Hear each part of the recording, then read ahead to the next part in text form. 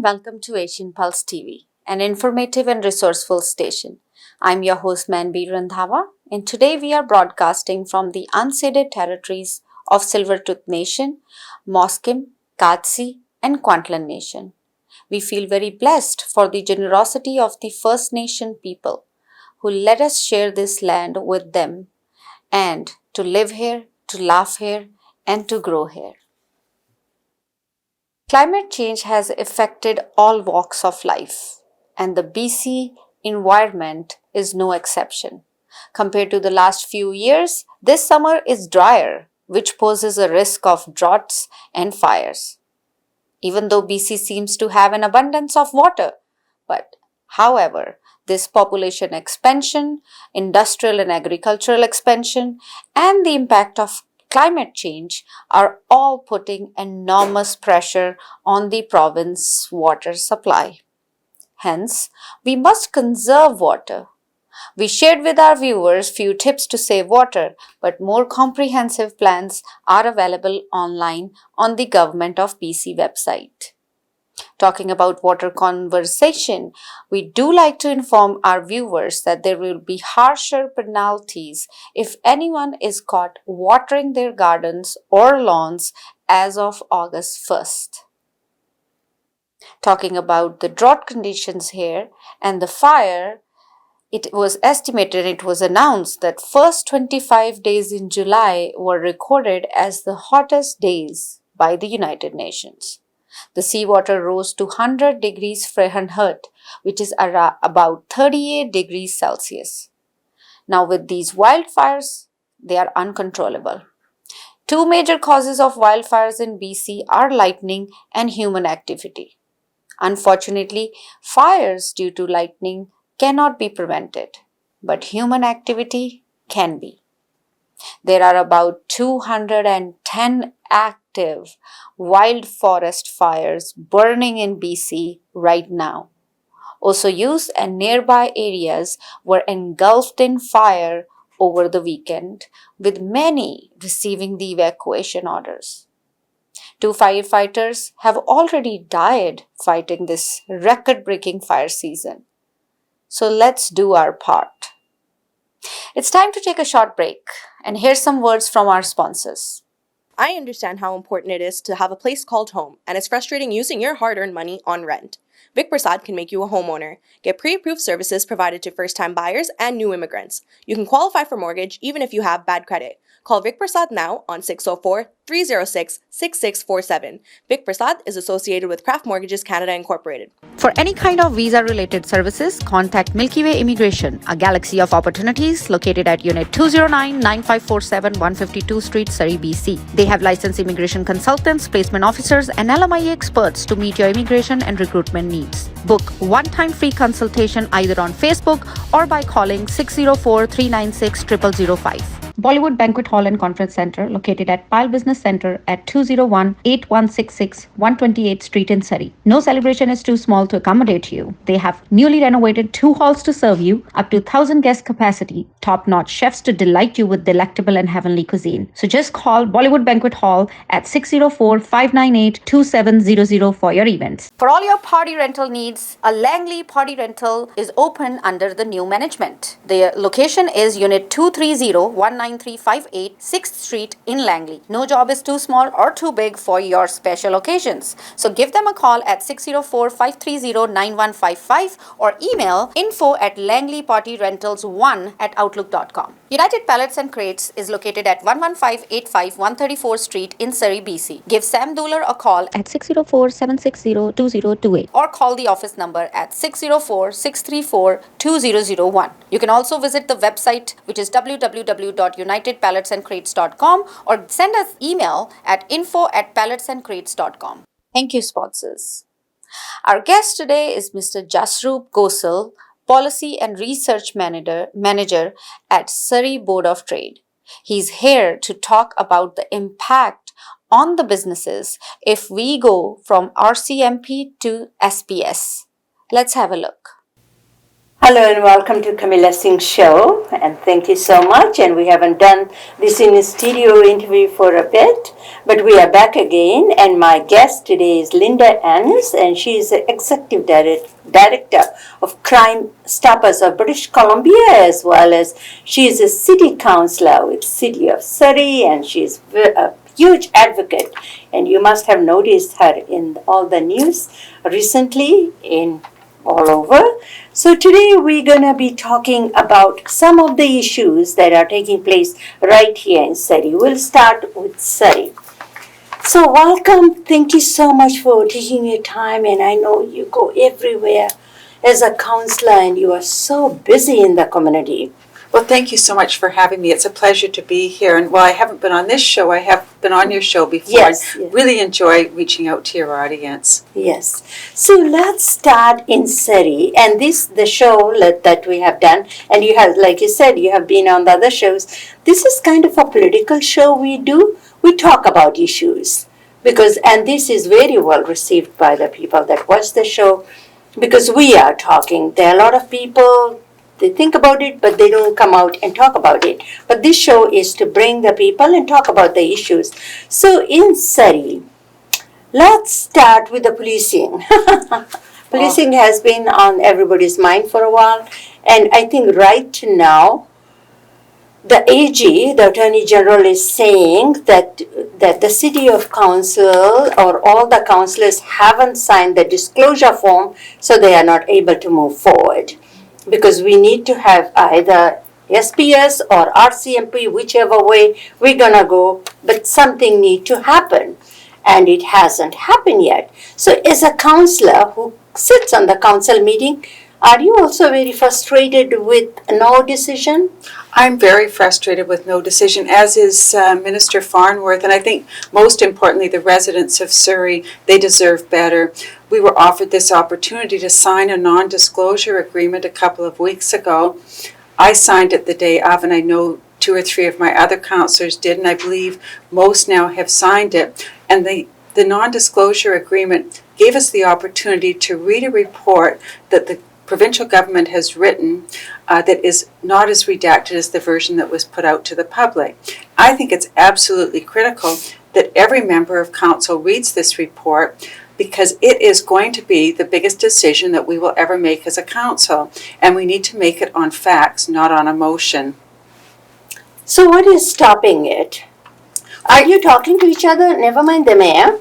Are you talking to councillors among yourself to say, what's happening with this? Are you talking? We absolutely are, and quite frankly, it makes no sense to me. Why wouldn't you want to make a decision with more information than less? And when you're making a decision around policing, it shouldn't be made on emotion. It should be made on facts. The more facts you can get, the better informed you are. So with that, our another panelist is joining. She's coming all the way from Benavide. Thank you so much. So sorry to be late. Yeah. So we just started, and we were talking about SPS and RCMP. And I said, as a councillor, then are you also very frustrated about not making any decision? So what is your take on that? Because Well, I'm not a counselor. I know you are not a councillor. And I appreciate all the work that you've done now for for 2 terms. I mean, at the end of the day, I guess the provincial government doesn't have the right to make that final decision, right? That we know, legally speaking. But I do feel like we're caught in limbo still, right? We have the letter that was done by the chief. We now have the letter from the government as well, offering the 150 million.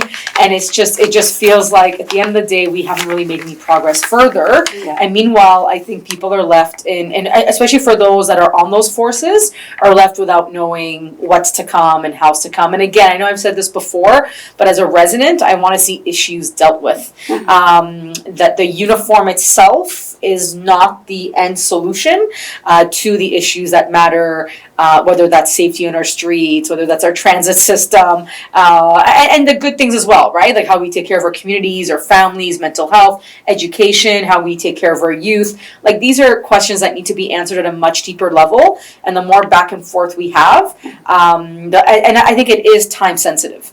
If you're saying it's not, that I think is problematic, because it truly is, because we want to solve this and then move on to the actual issues. And just to your point, it's really critical from a financial perspective too. For each month that we delay making a decision, it's $8 million worth of taxpayers' money that is just not being spent in a good way. Yeah. And thinking we could be spending that on programs for youth, fixing our roads, doing something to, have more programming of some sort. But it's just kind of.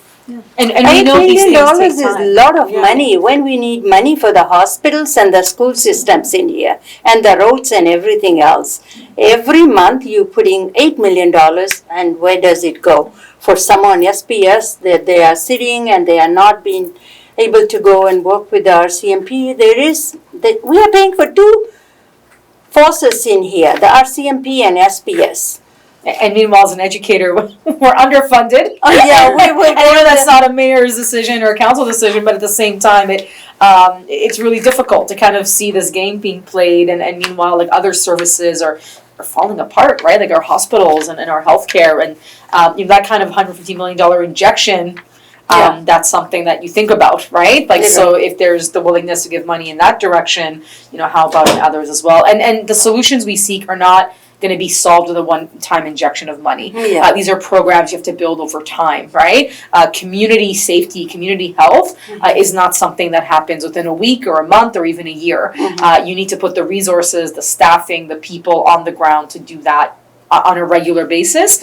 And again, I say it always, like, even just recently sitting with some officers, that policing itself is not the solution to some of those larger problems. Well, going back to your point about the money and about the schools not really being a city decision, I would agree, but the more money that we're taking from the province wasting is that much less money that can go into other things like schooling. And, the pot is only so big, and we don't want any more taxes, thank you. So, And the taxes has gone out and has gone up in Surrey. Yes. And this is not including even the police, because there are other things need to be done. So the taxes has gone up in there.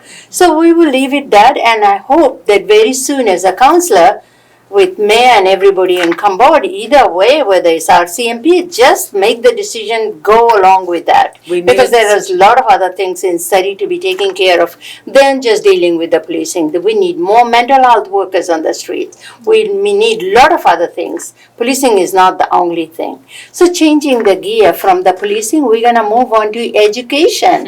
Yes, you are the expert there. So with the education, with the schools, there are about 1,000 plus people moving into Surrey each and every month. Surrey was at one point in time the most livable city. Rent was cheap, people were moving in, people were families and all that. But it's no longer, the rents are going up. And talk about the school system. The kids gonna be staying in school for 12 years of their life. And some kids that parents I have spoken to, their kids have started in Portable from grade 1 to when they graduate. So why is it that either the mayor, council, the provincial government, people in here do not advocate because portables are not healthy. In summertime it gets too hot, wintertime it gets too cold. I know teachers that don't want to come and teach in portables. And inclusion is massive. When you talk about students that have special needs, or even staff for that matter, right? We're walking to a portable. Now you're talking about double-decker portables making an appearance soon, if not already. These are and yes, for many years, the Surrey Teachers Association has raised the issue about the temperatures in our classroom, where we measure it ourselves and we send these reports in, right? Hoping that somebody at the district will realize that reality. I can tell you, I have seen youth at our school at Ellie Matheson that have had to move with their families outside of Surrey. Because Surrey is no longer affordable, right? Or the education system isn't quite what they need, and it's not giving them the proper resources. So this is a massive issue of livability. I do think we need a bit of a roundtable, as it were, to really consider our land use, right? We need more schools. That needs to be a priority. You cannot build things without the proper base for hospitals, schooling, all the other services that make a city livable, right? So if you're going to say property taxes classes and you want to live here, it's a beautiful city, kids sitting in portables for the entire of their education career really isn't the way to do that. And it actually is more expensive. Yeah. We are spending so much money on portables that we could be building schools And with. this is other Band-Aid sorts. situations. Well, and Absolutely. I would also add, in places along Fraser Highway where we're going to be putting a lot of density in, there is no land there for schools right now. And the projections are, if I understand correctly, is that we'll need 8 schools when we're built out there. Where are we going to put them? And I think the ministry needs to get creative in terms of finding, are we going to now start building schools like they do in some of the larger cities where they're urbanized schools where they use parks for their recreation and they're maybe in the podium of one of the condominium towers. I don't know, but we need to be thinking out of the box because we're never going to fix the problem if we don't start thinking differently. Yeah, absolutely. Yeah, and that creativity has to start now, and like we're already behind. It used to be 5, right? Now it's 8. Like it's just the number keeps growing almost every single year, and it is something teachers care about. I know the district can say things like, "Well, we have to think about the district." Well, so do teachers. I'm in North Surrey. I care just as much as South Surrey or anywhere else for that matter. And the situations we see teachers finding themselves in, the mental health realities, a lot of other realities that we need to start seeing more of that creativity, that innovation from the government as well, right? And yes, funding there is crucial because without funding, it just leaves it on us, and we're trying to close all these holes. And meanwhile, it's our kids not getting the education that they truly deserve. I think it's pretty sad.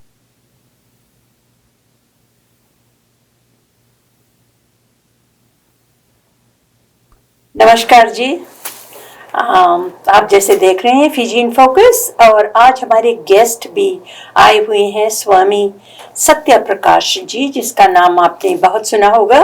ये सभी मंदिरों में जाकर प्रचार करते हैं, पूजा पाठ करते हैं, सभी कुछ करते हैं।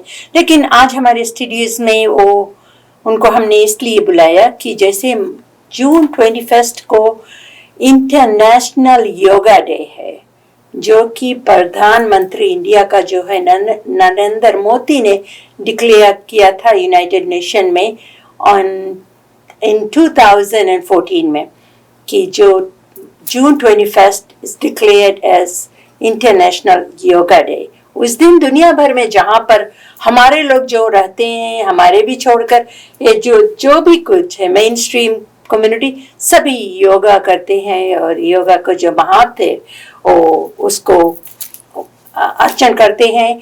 और जैसे आपको पता है जो ऐसी चीज़ है वो हमारे इंडिया से शुरू हुई है, लेकिन जो वेस्टर्न कल्चर है उन्होंने सब ये योगा है, मेडिटेशन है, ये सभी को अडॉप्ट कर लिया।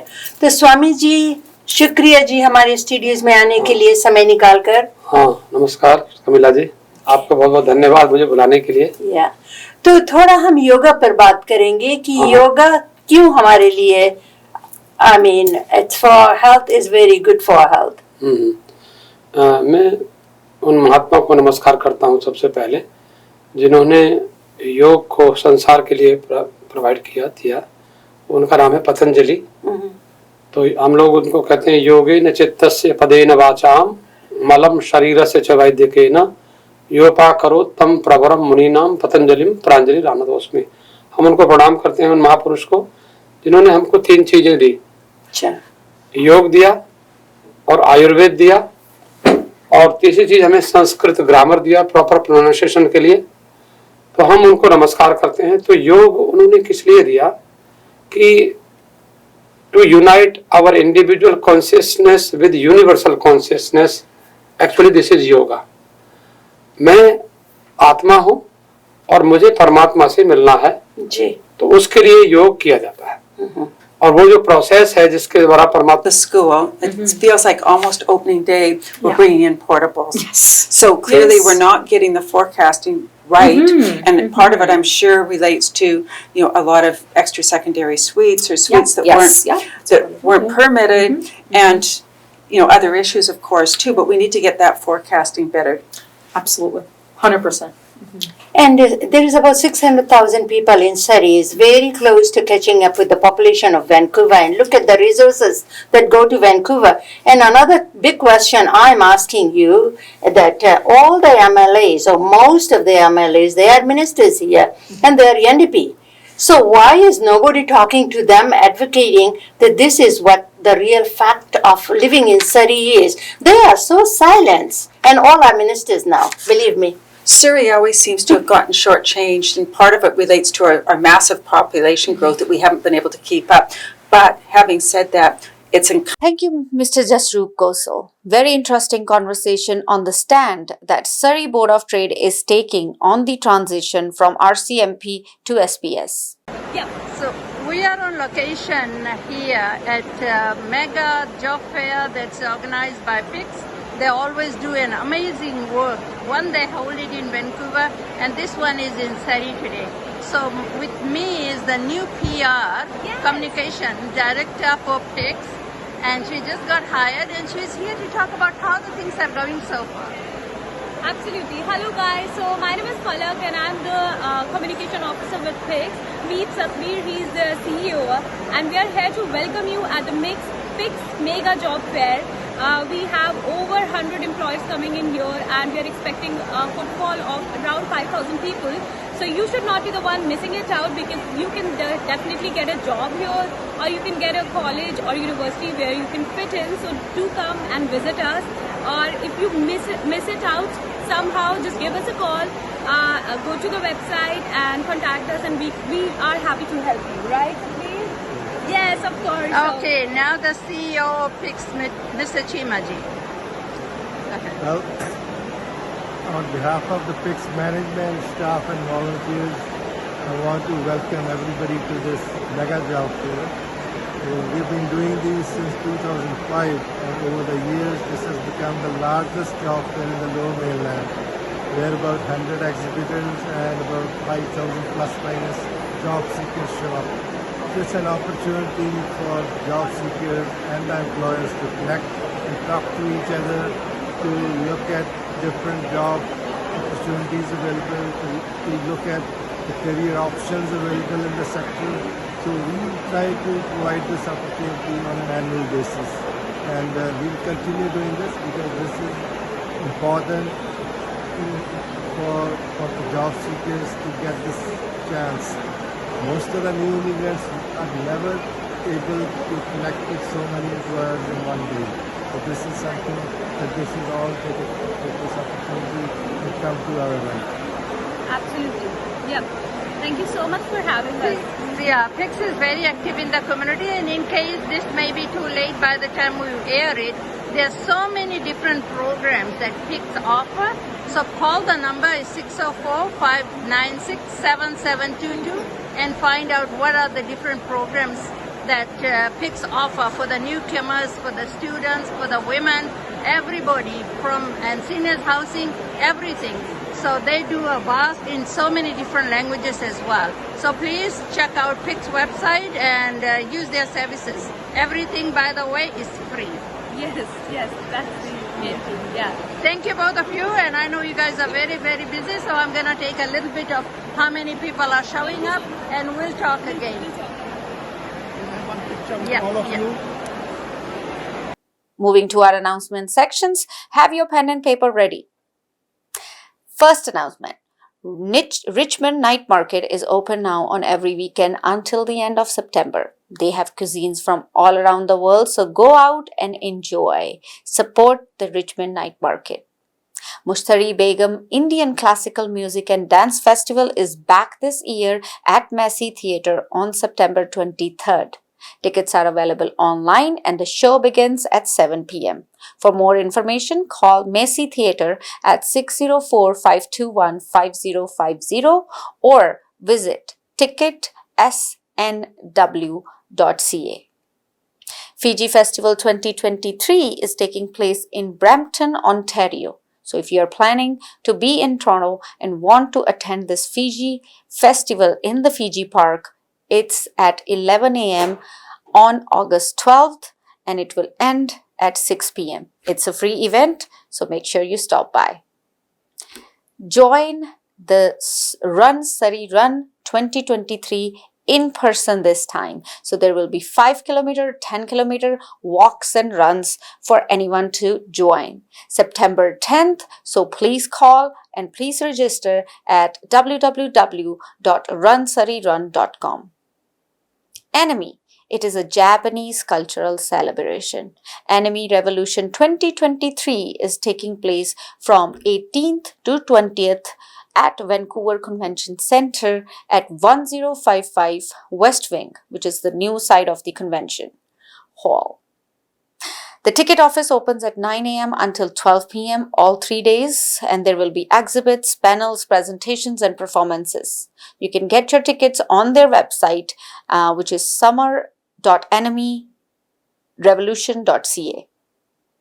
53rd Independence Day of Fiji will be celebrated on October 14th at 6:30 p.m. at Bollywood Banquet Hall in Surrey.